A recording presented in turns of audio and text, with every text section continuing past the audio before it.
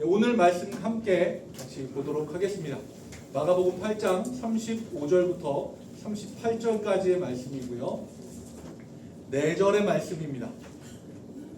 4절의 말씀 제가 한 절, 여러분들이 한 절 번갈아 읽으시고 마지막 절은 같이 읽도록 하겠습니다. 제가 먼저 읽겠습니다. 누구든지 자기 목숨을 구원하고자 하면 잃을 것이요 누구든지 나와 복음을 위하여 자기 목숨을 잃으면 구원하리라.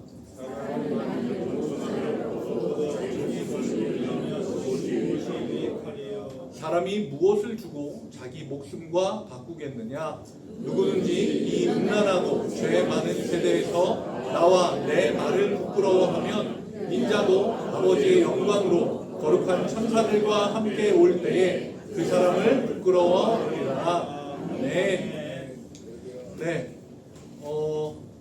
저희가 지난주에는 이제 일교회 예배가 따로 없었고 그 전주에 저희가 수요 예배를 드렸는데 그때는 3가지 떡에 대한 이야기를 같이 나누었었습니다.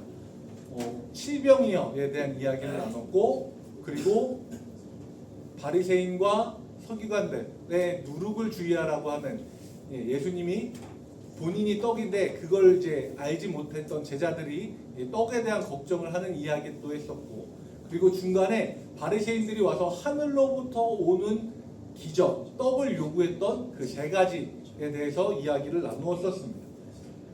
그래서 이스라엘 사람 다음 거.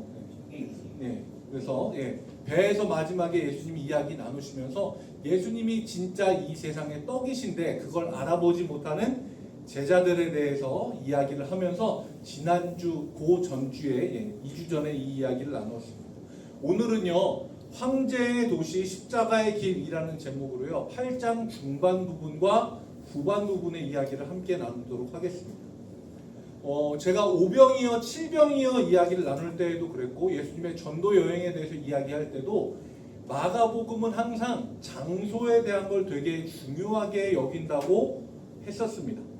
그래서 오늘 8장 중반부 그리고 후반부의 배경이 되는 거는요 말씀을 좀 보여주세요. 27절에 보면 이렇게 되어 있어요. 예수와 제자들이 빌립보, 가이사랴 여러 마을로 나가실새 이렇게 되어 있는데 요 장소가 주요한 배경입니다.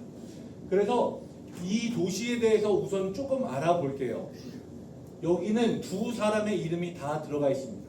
보시면 빌립보라고 하는 분봉왕의 이름. 이게 조금 어려운데요. 그 당시에는 이스라엘을 4군데로 나눴어요. 그래서 이 4군데마다 왕이 다 다르게 세워졌습니다. 그 중에 하나가 우리가 잘 아는 헤롯 왕이라고 하는 사람이 있고 다른 쪽에는 빌립보라고 불리는 왕이 또 있었어요. 그래서 이 가이사랴 빌립보 가이사랴라고 하는 동네가 위치해 있었던 곳을 다스리는 왕은 빌립보라고 하는 왕이었고요. 가이사랴라고 하는 거는 헬라어로 카이사르, 시저, 그러니까 로마의 가장 첫 번째 황제의 이름이에요. 그래서 이 도시는요 가이사랴, 그러니까 로마의 황제를 기념하기 위한 도시인데 어디에 위치해 있냐? 빌립보라고 하는 왕이 다스리는 곳에 위치한 그런 도시예요. 그래서 이 도시의 특징은 뭐냐 하면 황제를 찬양하는 신전이 있고요. 그리고 빌립보 왕을 기념하는 공적들이 돌의 글씨로 쓰여져 있는, 그러니까 도시 자체도 많이 개발이 됐을 뿐만 아니라 도시 자체가 이 왕 그리고 황제를 기념하기 위한 도시였어요. 이곳에 가면 곳곳마다 도시 곳곳마다 빌립보 왕이 어떤 일을 했고 로마 황제가 어떤 일을 했고 이런 게 가득하게 쓰여져 있는 곳이 이 도시였어요. 자, 이 도시를 보고 여러 마을로 다니는 거예요. 그러다가 예수님이 길에서 제자들에게 물어보는 겁니다. 제자들에게 물어보는 장면이 27절입니다. 사람들이 나를 누구라 하느냐라고 물어봐요. 그런데 이 이야기는요 예수님이 그냥 길 가다가 생각나서 사람들이 날 뭐라고 그래? 라고 물어보신 게 아니에요. 도시들을 다 다녀봤는데 그 도시들은 어떤 도시였냐? 로마 황제를 찬양하고 빌립보 왕을 섬기는 동네예요. 모든 도시가 다 그랬어요. 거기에서는 사람이 신처럼 떠받들어지는 동네예요. 그 동네들을 다 다닌 다음에 예수님이 제자들에게 물어보는 거예요. 저 사람들은 황제라는, 왕이라는 사람을 신처럼 떠받드는데 사람들이 나는 뭐라고 부르느냐라고 물어보는 거예요. 물음의 의미가 달라요. 그냥 지나가다 생각나서 물어본 게 아니고 그 동네들을 다 둘러보고 나서 사람들이 나를 누구라고 하느냐라고 물어본 거예요. 제자들은 이야기합니다. 들은 대로 얘기하겠죠. 세례 요한이라고도 하고 더러는 엘리야라고도 하고 더러는 선지자라고도 합니다. 라고 이야기해요. 그리고 예수님은 그들에게 다시 질문을 하세요. 그러면 너희는 나를 누구라고 하느냐? 너희는 나를 누구라고 하느냐? 자, 이렇게 질문이 두 가지가 던져지면요, 예수님이 진짜로 궁금하셨던 게 뭔지 나와요. 예수님은 사람들이 나를 뭐라고 부르는 게 궁금하셨을까요? 아니면 제자들이 예수님을 어떻게 여기는지가 궁금하셨을까요? 질문이 어렵게 느껴지실 수 있는데 남자들이 두려워하는 여성들의 질문이 있습니다. 네. 빈칸으로 비워놨어요. 제가 읽어드리려고요. 남자들이 두려워하는 여성들의 질문 3위. 나 오늘 뭐 달라진 거 없어? 그때부터 열심히 눈을 굴려봐도 도무지 보이지가 않아요. 나중에 알고 보면 속눈썹을 올리는 마스카라의 색깔이 바뀌었는데 그걸 못 알아봐줬다고 섭섭해하면, 제가 요새 이런 것들을 많이 찾아보는데요. 남자들도 복수하는, 아니 복수는 아니고 역지사지로 이제 그 심정을 느끼게 해주는 방법이 있대요. 차 엔진 오일을 간 다음에 차를 태우고 물어보래요. 오늘 뭐 달라진 거 없어? 차 엔진 오일을 갈았는데 그걸 모른단 말이야. 너무 흥분했네요. 네. 자, 남자들이 두려워하는 질문 두 번째가 있습니다. 오늘 무슨 날인지 알아? 수요일? 네. 아무리 생각을 해봐도 오늘이 무슨 날인지 모르겠어요. 잘 몰라요. 무슨 날일까요? 생일 아니면 결혼기념일 아니면 뭐 우리 강아지 태어난 날 뭐 여러 가지가 있겠지만 뭐가 됐든지 남자들은 절대 당장 정답을 알지 못합니다. 첫 번째 질문은 뭘까요? 제일 두려운 말입니다. 정말 두려워요. 나한테 뭘 할 말 없어? 범위가 너무 넓어. 나 오늘 뭐 달라진 거 없어는 그래도 막 열심히 찾으면 찾을 것 같아요. 근데 나한테 뭐 할 말 없어는 지나온 나의 세월들을 다 반추해보면서 내가 도무지 잘못한 게 없는 것 같은데 그냥 존재 자체가 잘못인가 뭐 여러 가지 생각들을 해보게 되는 게 이런 질문이에요. 이야기가 잠깐 딴 데로 빠졌는데요. 예수님이 제자들에게 두 가지 질문을 던집니다. 사람들이 나를 누구라고 하느냐? 너희는 나를 누구라고 하느냐? 예수님이 진짜 궁금하셨던 질문은 뭘까요? 제자들, 너희들이 나를 누구라고 하느냐? 제자들은 다 돌아봤잖아요. 도시를 돌아다니면서 한 사람을 신처럼 떠받드는 도시들을 다 다녔어요. 그런 다음에 너희는 나를 어떻게 보는 거야? 라고 물어보시는 거예요. 그 중에 제자, 우리는 다 알고 있죠. 베드로가 대답을 합니다. 주는 그리스도 시오라고 하면, 그러면 마태복음이고요. 마가복음에서는요, 주는 그리스도 신이다 하고 끝나요. 마가복음하고 마태복음의 차이가 있는데요. 마태복음 16장에서는 똑같은 내용을 다루는데 이 사건을 되게 크게 다뤄요. 예수님이 너희는 나를 누구라고 하느냐? 그러니까 베드로가 나서서 굉장히 멋지게 이야기하죠. 아마 자세도 막 이렇게 한쪽 무릎 딱 꿇고 이렇게 했을 것 같아요. 장군은 아니고 주님 얘기했을 것 같아요. 주는 그리스도시요 살아계신 하나님의 아들이십니다. 그리고 예수님의 리액션도 굉장히 좋아요. 바요나 시므나 내가 복이 있도다. 이를 알게 하신 이는 내가 아니고 하늘에 계신 우리 아버지시니 내가 베드로 너 위에 교회를 세우고 너에게 천국 열쇠를 주겠다. 하세요. 그건 마태복음이고요. 마가복음은요, 베드로의 대답도 간단해요. 주는 그리스도 신이다. 그리고요, 예수님도 리액션이 간단해요.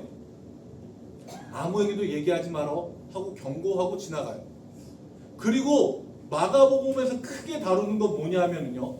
예수님이 자 이제 내가 고난을 받고 배반을 당해서 사람들에게 어려움을 당하고 죽었다가 다시 살아날 거야 라고 이야기를 하는데 베드로가 갑자기 튀어나와서 예수님을 붙잡고 항변하면서 절대로 그러실 수 없다고 하는 이 장면이 마가복음에서 엄청 강조가 돼요.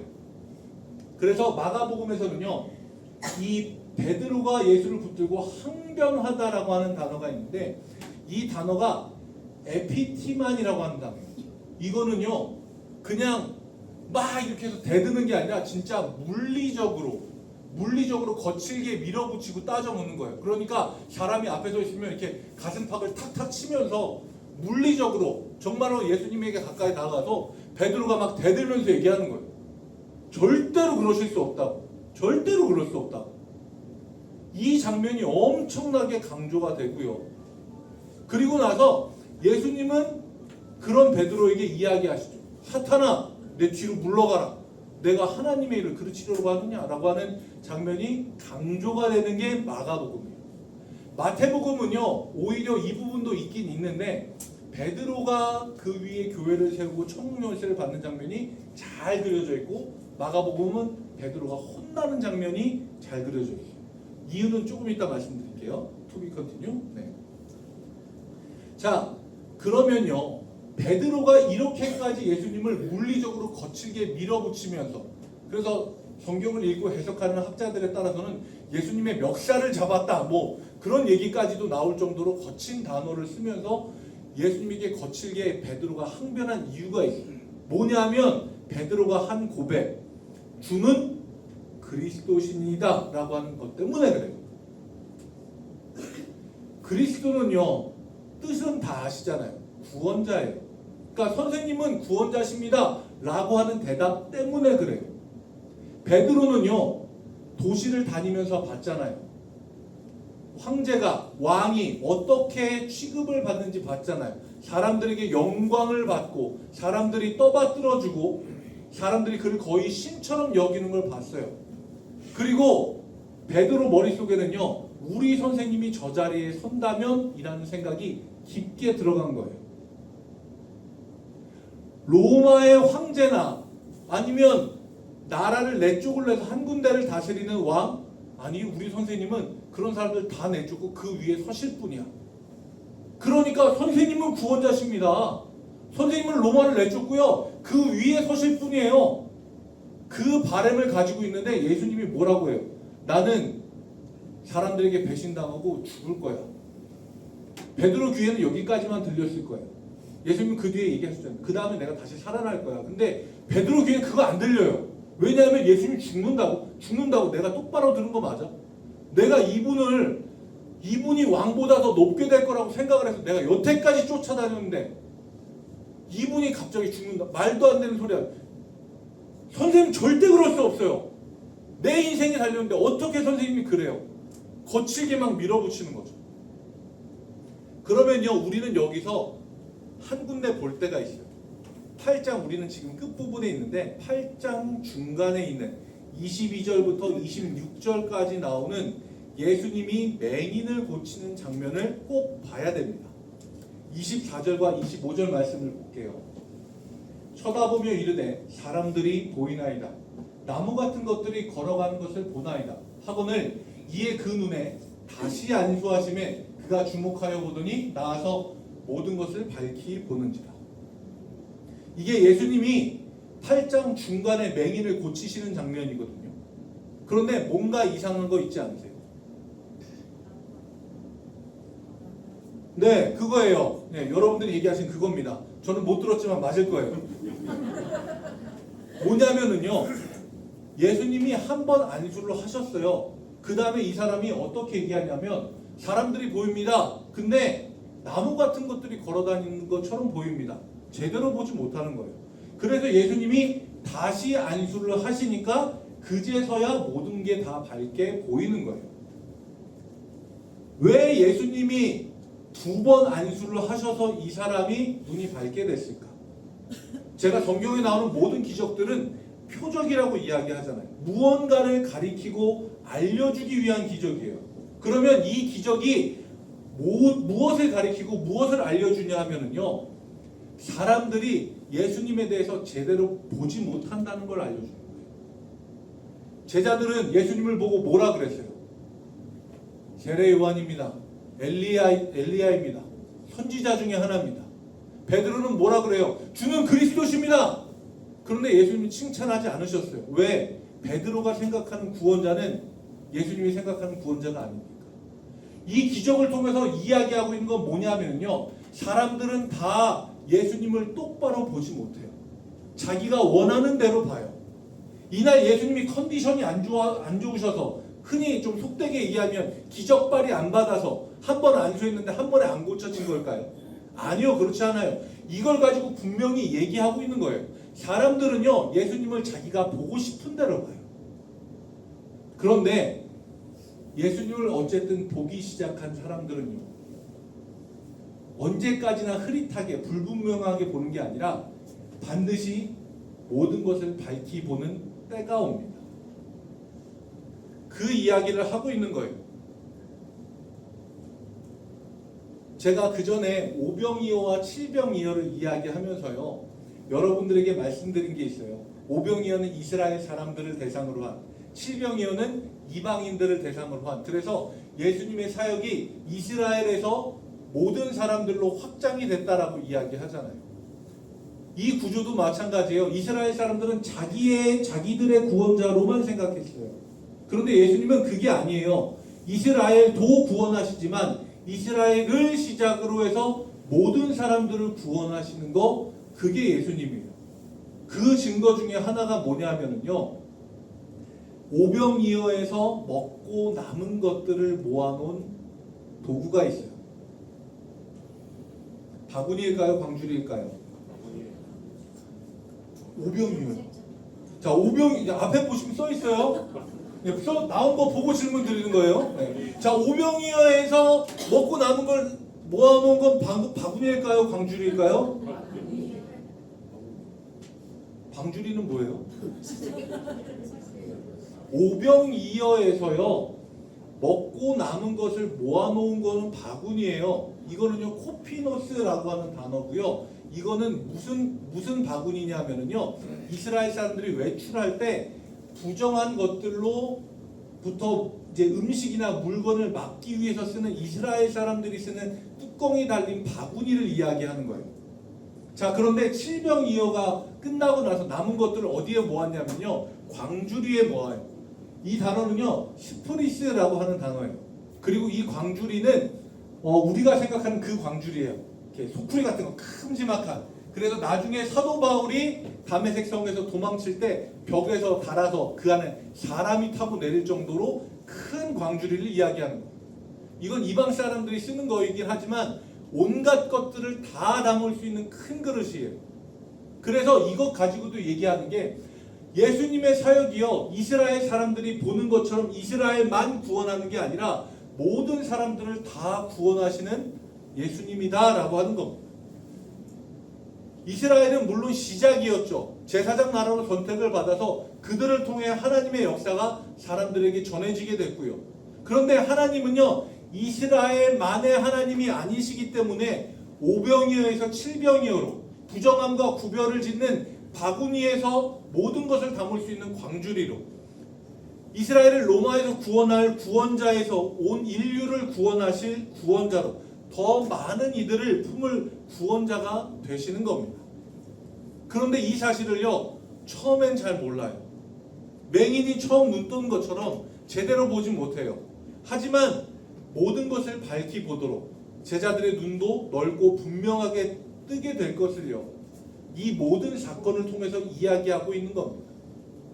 자, 그러면 마태복음에서 베드로를 그렇게 칭찬하고 천국 열쇠를 주고 교회를 베드로 위에 세우겠다라고 했던 이 놀라운 사건이 왜 마가복음에서는 이렇게 축소가 되고 오히려 예수님에게 꾸지람 받은 이야기만 강조가 됐을까요?